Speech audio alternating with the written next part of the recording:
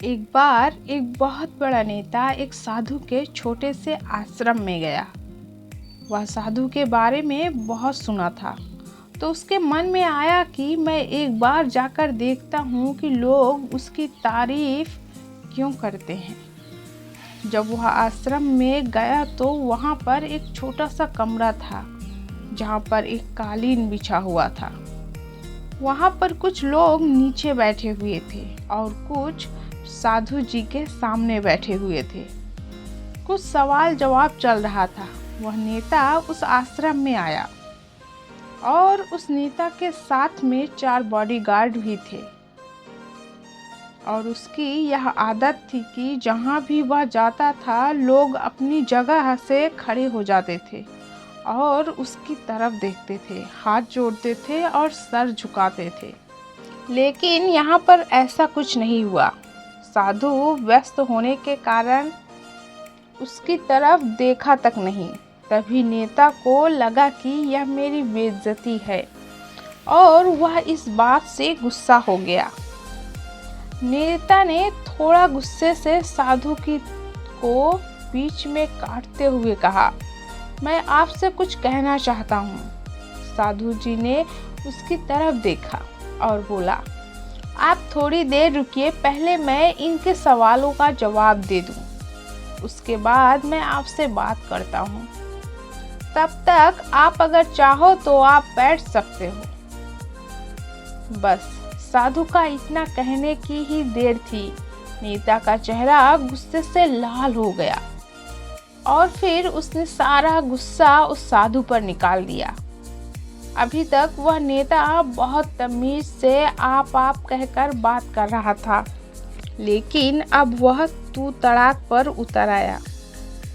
नेता ने उस साधु को कहा, तुझे पता भी है मैं कौन हूँ और तू किससे बात कर रहा है?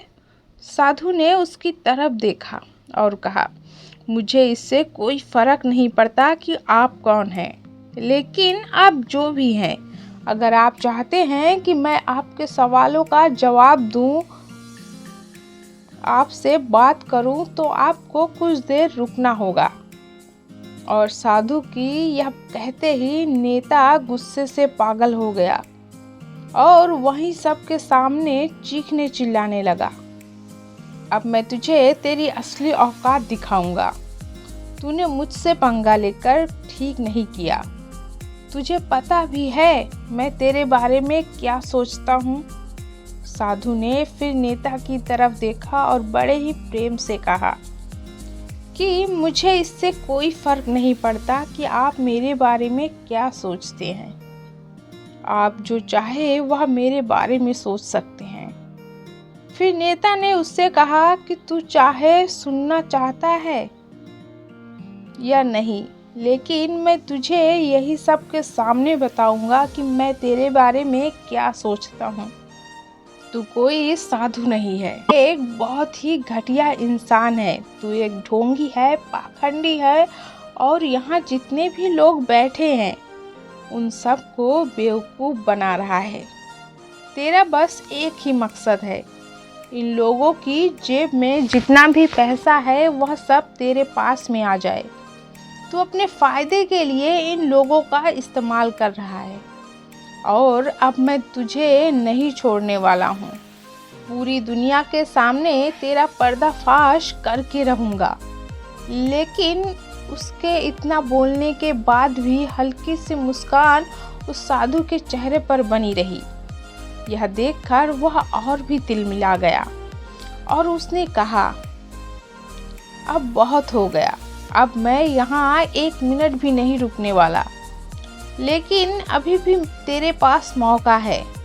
अगर मुझसे माफ़ी मांगनी है या मुझसे कुछ कहना है तो कह सकते हो। इतना सब कहने के बाद साधु के चेहरे पर एक मुस्कान थी और वह बिल्कुल शांत था। और फिर उन्होंने अपनी आंखें बंद करी और फिर साधु ने अपनी आंखें खोली, हाथ जोड़े और कहा कि मुझे आपसे कोई गिला शिकवा नहीं। आपके लिए मेरे मन में कोई भी गलत ख्याल भी नहीं है। जो भी मेरे बारे में आपने कहा वह आपकी अपनी सोच थी। तो मुझे आप में कोई भी बुराई नज़र नहीं आती है। मुझे आप बहुत ही भले इंसान लग रहे हैं। और साधु के इतना कहते ही नेताजी का दिमाग 7वें आसमान पर पहुंच गया।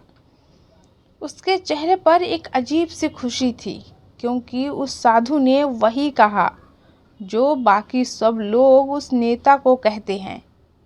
और वह खुशी खुशी उस आश्रम से अपने घर की तरफ चला गया और जा कर के अपने पिताजी के साथ बैठ गया। उसके पिताजी ध्यान में थे। उन्होंने पूरी ज़िंदगी सिर्फ लोगों की सेवा की और बदले में कुछ भी उम्मीद नहीं किया। तो थोड़ी देर बाद जब उन्होंने अपनी आंखें खोली और देखा अपने बेटे को अपने साथ बैठे हुए, तो उनके बेटे के चेहरे पर आज एक अजीब सी खुशी थी, जो आज से पहले उन्होंने कभी नहीं देखी थी।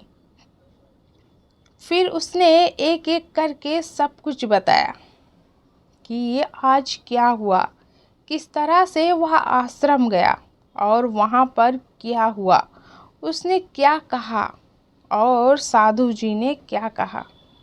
जब उसके पिताजी ने पूरी बात सुनी तो थोड़ा सा मुस्कुराए और अपने बेटे को देख करके बोले कि उन्होंने तुम्हारी तारीफ नहीं करी, क्योंकि उन्होंने वह नहीं कहा कि जो तुम हो, उन्होंने वह कहा कि जो वह खुद है। और तुमने जो कुछ उनको कहा वो नहीं कहा कि जो वो हैं, बल्कि तुमने वह कहा जो तुम खुद हो। यही बात वेदों में भी कही गई है, यथा दृष्टि तथा सृष्टि। यह दुनिया तुम्हें वैसी नहीं देखती जैसी यह दुनिया है, यह दुनिया वैसी देखती है तुम्हें जैसे तुम खुद हो। जिसकी नज़र जैसी है उसके लिए यह दुनिया वैसी ही है।